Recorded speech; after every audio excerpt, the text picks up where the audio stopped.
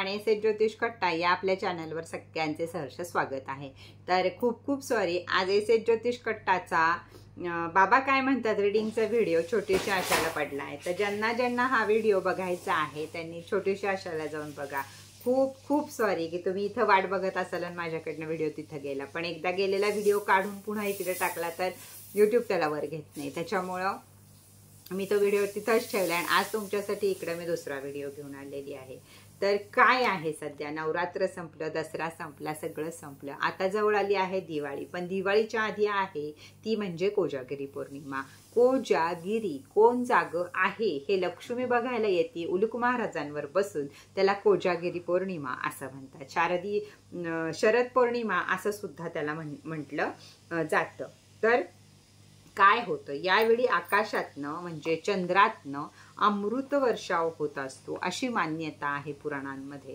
त्यामुळं त्या दिवशी आपण चांदण्या रात्रीमध्ये दूध, आपल्याकडे महाराष्ट्र भागामध्ये जास्त करून मसाला दूधच बनवलं जातं, पण काही भागांमध्ये आपल्याकडे सगळीकडचे आहेत। आता कर्नाटक ते हैदराबाद पासून सगळीकडची आहेत आपल्याकडे, त्यामुळे काही भागात खीर बनवली जाते तर काही भागात दूध बनवलं जातं। आणि कोजागिरीच्या चंद्राचा आनंद घेत घेत त्याची पूजा करून आपण दूध घेतो किंवा लक्ष्मी, कुबेर, गणपती यांची पूजा केली जाते आणि नंतर त्याचा प्रसाद चंद्राला दाखवून आपण ते सगळेजण आनंदानं दूध पित असतो। पण या वर्षी काय झालेलं आहे, या वर्षी चंद्राला लागलेलं आहे ग्रहण। त्यामुळे या ग्रहण काळात आपण दूध प्यायचं का, या ग्रहण काळात आपण दूध तयार करायचं का, ग्रहण पाळायचंय का, ग्रहण भारतामध्ये दिसणार आहे का, तर या गोष्टीची माहिती आपण बघूया। तर हो, ग्रहण भारतामध्ये दिसणार आहे। प्रेग्नंट वुमन, त्यानंतर आजी आजोबा, आजारी माणसं, जे असे रेकी मास्टर वगैरे असतात ते सगळ्यांना ग्रहण पाळायची अतिशय गरज आहे, कारण ते ग्रहण हे भारतामध्ये दिसणार आहे। कमीत कमी म्हणजे गरोदर स्त्रिया सोडल्या आणि बाकीच्यांना ज्यांना ग्रहण पाळायचं आहे त्यांनी ज्यावेळी ग्रहण लागते रात्री 1:05 आणि ते 1:44 सुटते, तेवढा वेळ तरी निदान ग्रहणाच्या पाळणं गरजेचं आहे। त्यावेळात तुम्ही देव कार्य करू शकत नाही, पण नामस्मरण, जप, तप या सगळ्या गोष्टी करू शकता। तांत्रिकही बऱ्याच गोष्टी या दिवशी केल्या जातात, पण आपल्याला जे करायचंय ते आपण करू शकतो। याच्यातनं तुम्हाला वेगवेगळ्या ठिकाणी वेगवेगळी माहिती दिसू शकते। अगदी मराठी चॅनलवाले सुद्धा हिंदी चॅनलच्या वेळा बघून तुम्हाला सांगू शकतात। तर मी तुम्हाला सांगते, दाते पंचांगामध्ये जी वेळ दिलेली आहे तीच वेळ मी तुम्हाला सांगत आहे। पंचांगानुसार तुम्ही या वेळेत, तर पंचांगानुसार दुपारी 4 वाजल्यापासून सुतक लागत आहे। तर तुम्हाला जर गणेश, कुबेर आणि लक्ष्मीची पूजा करायची असेल तर तुम्ही 4 वाजायच्या आधी करून घेऊ शकता। 4 वाजायच्या आधी दूध करून घेऊ शकता आणि त्यांना नैवेद्य दाखवू शकता आणि दुधामध्ये तुळशीपत्र घालून तुम्हाला जसं प्यायचं तसं तुम्ही पिऊ शकता। हा एक चालढकलपणा झाला, पण खरा सांगते, आता जे शास्त्र सांगतं ते सांगते की 4च्या आतमध्ये तुम्ही लक्ष्मी गणेशाची पूजा करून घ्या, कुबेर महाराजांची पूजा करून घ्या, त्यांना पळीभर नैवेद्य दाखवा दुधाचा आणि बाकी सगळीकडे तुळशीपत्र घालून ठेवून टाका। दुसऱ्या रात्री तुम्ही दूध तापवलं, दूध गरम केलं आणि परत पिलं तरीही चालणार आहे, कारण सुतकातला ना नैवेद्य आपण देवाला दाखवत, म्हणजे सुतक म्हणजे ग्रहणाचं जे सुतक काळ असतं त्यातला नैवेद्य आपण देवाला दाखवत नाही ना। देवाची मोठे मोठी देवळं सुद्धा बंद असतात ग्रहण काळामध्ये। ग्रहण सुटल्यावरच त्यांना आंघोळ घातली जाते आणि त्याच्यानंतर त्यांचा पूजा प्रसाद सगळं केलं जातं। तर एक तर करायचंय तर 4च्या आधी करा, नाही तर सरळ पौर्णिमेच्या दुसऱ्या दिवशी संपूर्ण आपण करू शकतो। चंद्र तोच आहे आकाशामध्ये, सगळं तेच आहे आकाशामध्ये। त्या दिवशी तुम्ही 4च्या आधी त्या दिवशीचं गणपती गणेश पूजन किंवा लक्ष्मीपूजन करून घेऊ शकता, पण नाही केलं, नाही जमलं, हे सगळे सुतक काळ, हा सगळा काळ घालवून जर आपल्याला आनंद मिळवायचा असेल तर त्याच्या दुसऱ्या दिवशी केलं तरीही चालेल। जे लोक कुबेराचं पूजन करतात त्यांनी त्या 4 वाजता तरी करा, नाही तर दुसऱ्या दिवशी करा।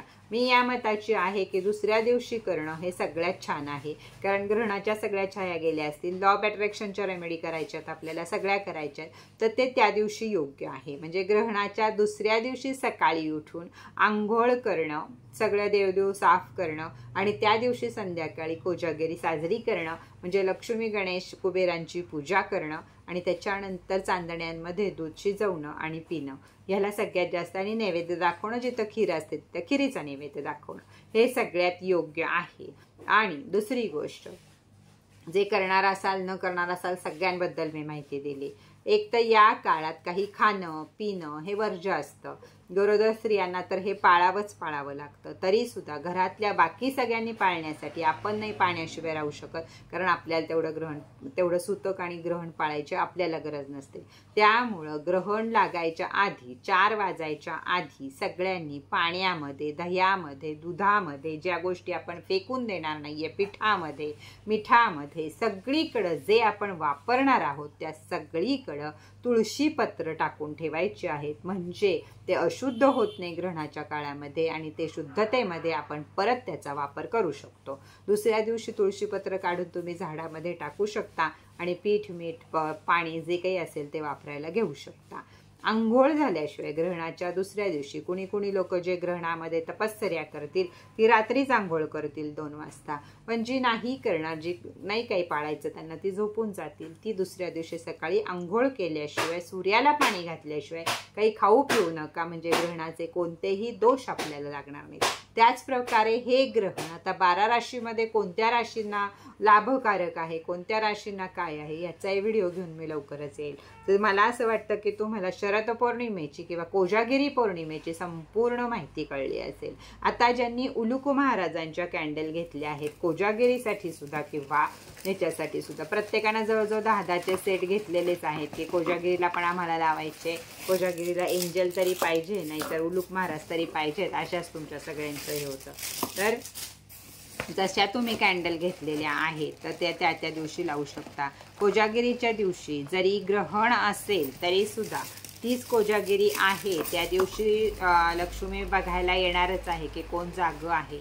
तर त्या दिवशी तुम्ही तेलाचा, तुपाचा, कशाचाही दिवा लावू शकता. नाहीतर उलुकू महाराजांची ही 1 कॅन्डल किंवा 5 कॅन्डलचा कोंबो त्या दिवशी तुम्ही लावू शकता. शक्यतो 1 कॅन्डलचा त्या दिवशी लावा, 5 कॅन्डलचा कोंबो आपण नंतर बघणार आहोत. तर ही आहे उलुकू महाराजांची कॅन्डल. ही कोजागिरीला तुम्ही वापरू शकता. कोजागिरीच्या दिवशी ही कॅन्डल एखाद्या ताटलीमध्ये थोडेसे तांदूळ घ्यायचे, थोडेसे घ्यायचे कारण ते वाया जाणार असतात, थोडेसे घ्यायचे आणि त्याच्यामध्ये कॅन्डल उभी करायची आणि कॅन्डल प्रज्वलित करायची. जिथं ह्याला अफर्मेशन देऊ शकता, हे उलुकू महाराज माता लक्ष्मीला घेऊन माझ्या घरी आलात त्यासाठी खूप खूप धन्यवाद. याच्यावर मागं टूथपिकनं लिहू सुद्धा शकता तुम्ही की खूप खूप धन्यवाद की तुम्ही माझ्या घरी माता लक्ष्मींना घेऊन आलात. माझं घर सोन्यानं भरलंय, माझं घर पैशानं भरलंय, माझ्याकडे भरपूर सारा पैसा आहे, त्यासाठी थँक्यू उलुक महाराज. यांची आणि लक्ष्मी मातेचे तुम्ही थँक्यू बोलू शकता. आणि ही उदबत्ती एक झोपताना 11च्या नंतर वगैरे बाहेर लावून ठेवू शकता. लक्ष्मी आकर्षित होते कारण त्यांचं वाहन इथं आहे, त्यामुळे त्या लवकरच आपल्या घरी सुद्धा येतात. प्रत्येक गोष्टीसाठी कर्म, कष्ट, श्रद्धा आणि सबुरी हे महत्त्वाचं आहे. त्याचबरोबर कुणाला एंजल आवडतात त्यामुळे त्यांनी एंजल कॅन्डल घेतलेले आहे. तर एंजल या दिसायला सुद्धा खूप सुंदर आहेत आणि आकर्षण करून घेण्याची पॉवर सुद्धा त्यांच्यामध्ये खूप सारी आहे. तर ज्यांनी एंजल कॅन्डल घेतले आहेत त्यांनी एंजल कॅन्डल 1 लावली तरीही चालेल. एंजल कॅन्डल या आपण दिवाळीला पण लावायचे आहे आणि आजच्या दिवसासाठी म्हणजे कोजागिरीच्या दिवसासाठी सुद्धा एंजल कॅन्डल तुम्ही लावू शकता. एंजल सुद्धा सगळे बघणार आहेत आपल्याला. जो युनिवर्स आहे, जो ब्रह्मांड आहे आपला, त्याला सुद्धा बोलवायला एंजल तयार आहेत आपल्याकडं, तर तेही लावू शकता. या दोन्ही कॅन्डल तुम्ही त्या दिवशी लावू शकता.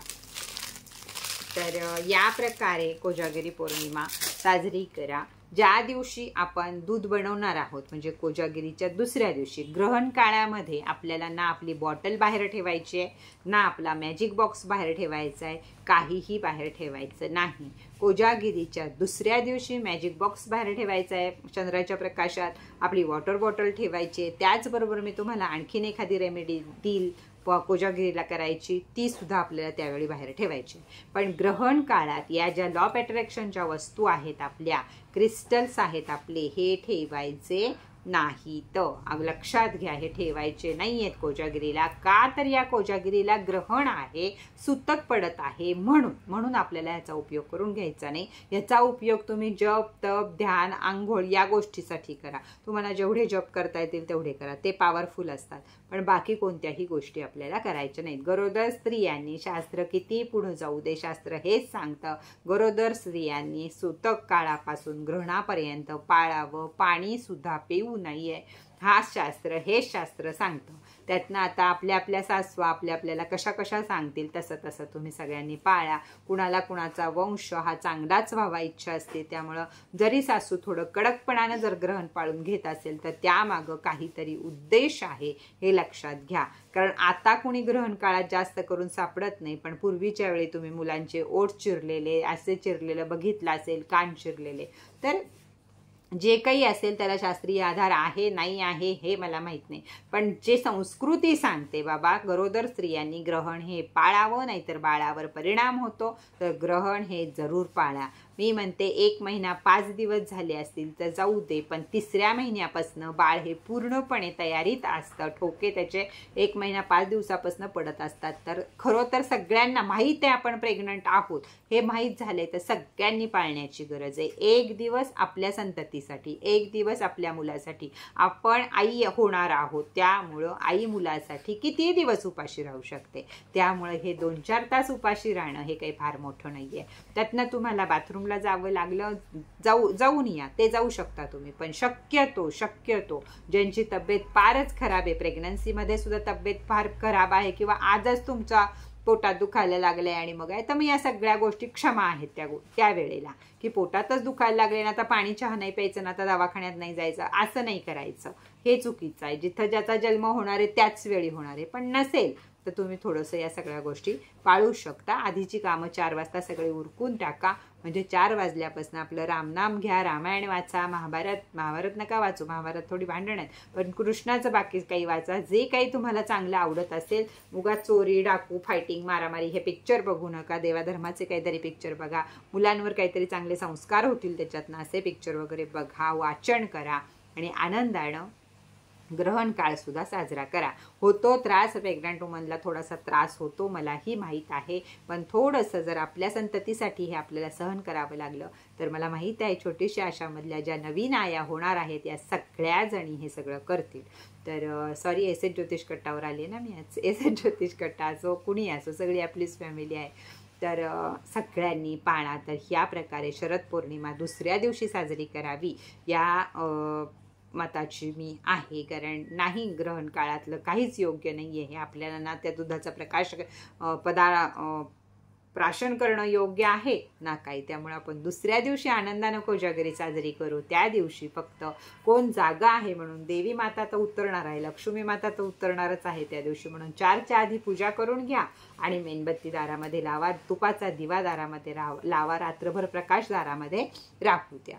2ऱ्या दिवशी परत सगळं करू शकता. मी स्वतः कधी करणार आहे तर मी स्वतः 2ऱ्या दिवशी पूजा करणार आहे. फक्त मेणबत्ती लावणार आहे उलूक महाराजांची आणि एंजलची. बाकी मी त्या दिवशी काही करणार नाही. माझे मंत्र जप तप रेकी जी शास्त्र आहेत आमची ती मी पार पाडणार आहे. नाहीतर पूजा ही मी 2ऱ्या दिवशी करणार आहे. अनेक चॅनलवर अनेक प्रकारच्या माहिती दिल्या जातील, जी ज्याला पटेल ती त्यानं जरूर करावी. तर चला, आजचा व्हिडिओ इथंच बास करते. परत भेटूया नवीन माहिती बरोबर, नवीन व्हिडिओ बरोबर. तोपर्यंत ओम साईराम.